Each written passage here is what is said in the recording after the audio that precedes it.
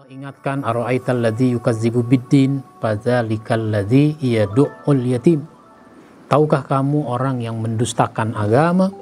Maka itulah orang yang menghardik anak yatim. Fa'ammal yatima fala taqhar, maka terhadap anak yatim janganlah engkau berlaku sewenang-wenang. Ini disebutkan dalam surat Ad-Duha.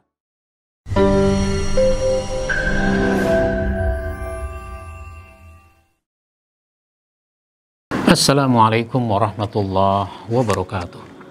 Alhamdulillah hamdas syakirin hamdan na'imin hamdan yuafi ni'amahu wa yukafi'u mazidah. Asyhadu an la ilaha illallah wahdahu la syarikalah wa asyhadu anna Muhammadan abduhu wa rasuluh la nabiyya ba'dah.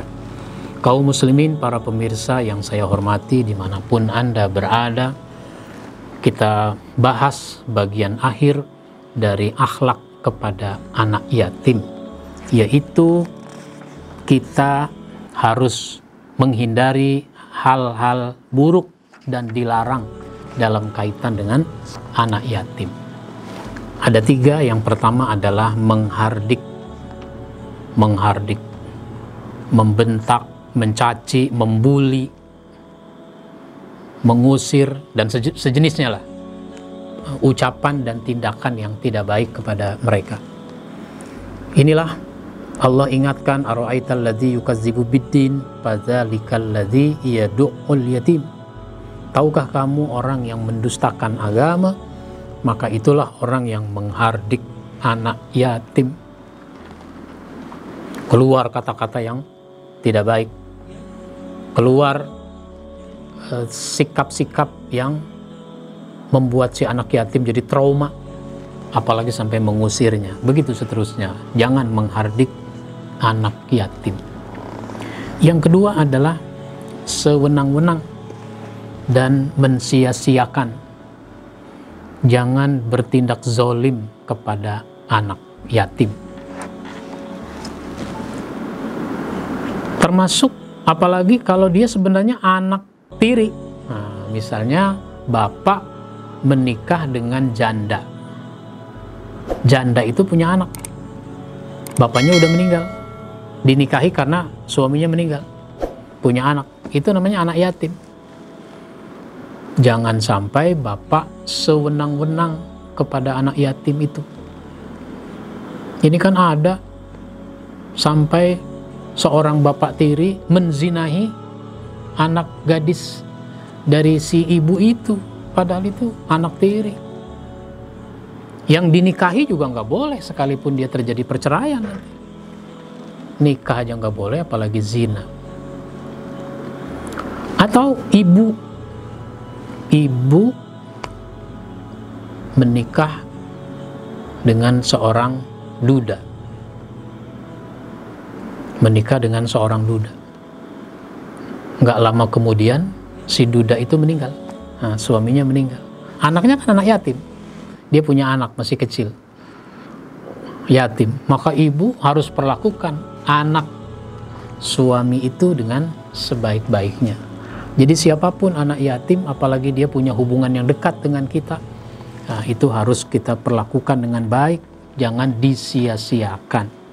Fa'ammal yatima fala taqhar, maka terhadap anak yatim janganlah engkau berlaku sewenang-wenang.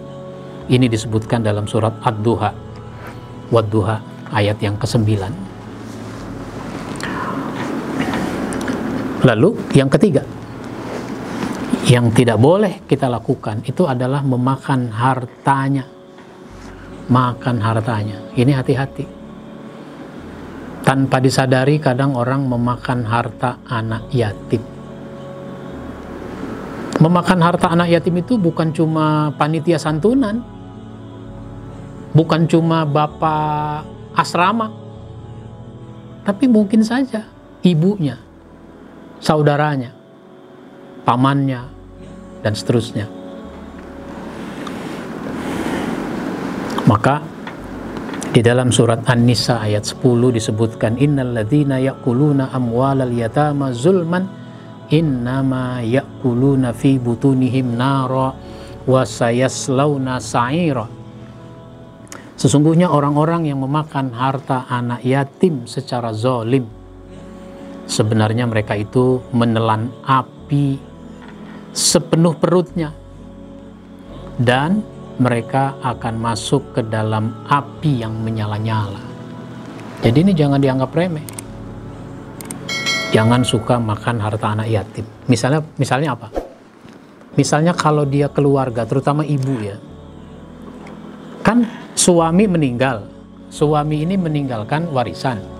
Warisan kan dibagi-bagi. Kalau ibu kan cuma dapat 1/8. Ibu 1/8. 7/8 itu buat anak. Jangan sembarangan ibu menjual harta 7/8 itu. Menguasainya, mengambilnya, jangan.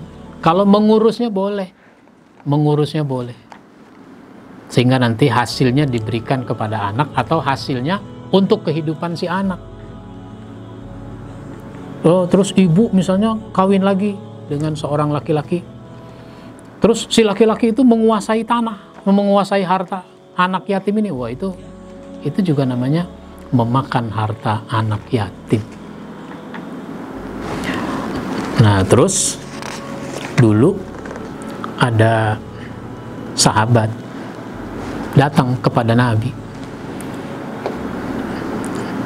Apa dia bilang? Inni fakirun laisa li syai'un wa li yatimun. Faqala kul mimma li yatimika ghaira musrifin.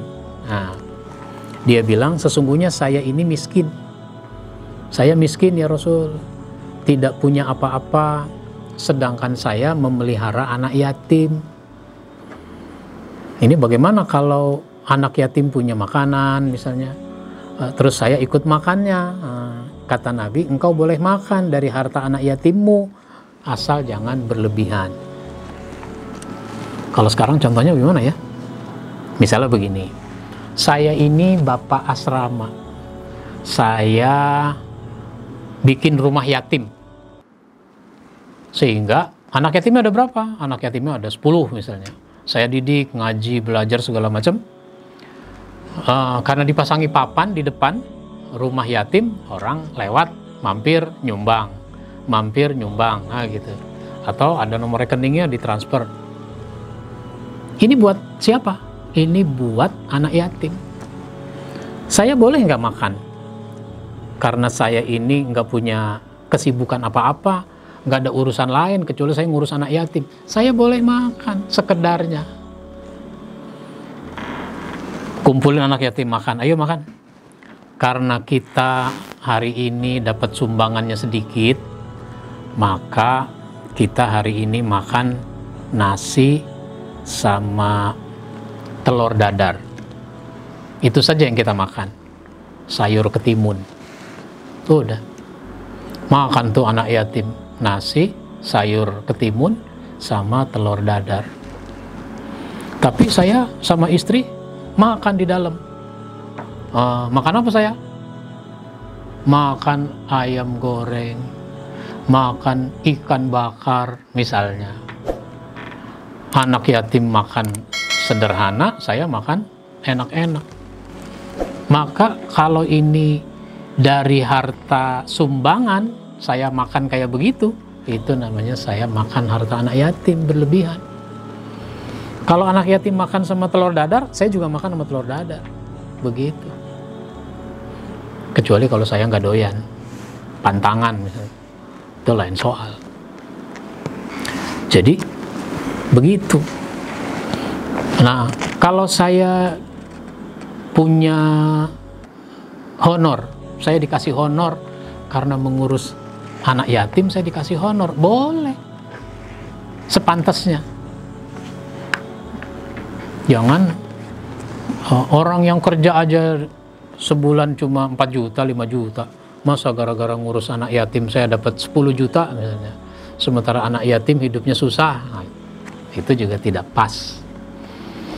Baik, inilah yang kita bahas beberapa episode tentang akhlak kepada anak yatim. Mudah-mudahan kita bisa mengambil manfaat dan meningkatkan kualitas akhlak kita sebagai seorang muslim. Mohon maaf bila ada hal yang kurang berkenan. Wabillahi taufiq wal hidayah. Wassalamualaikum warahmatullahi wabarakatuh.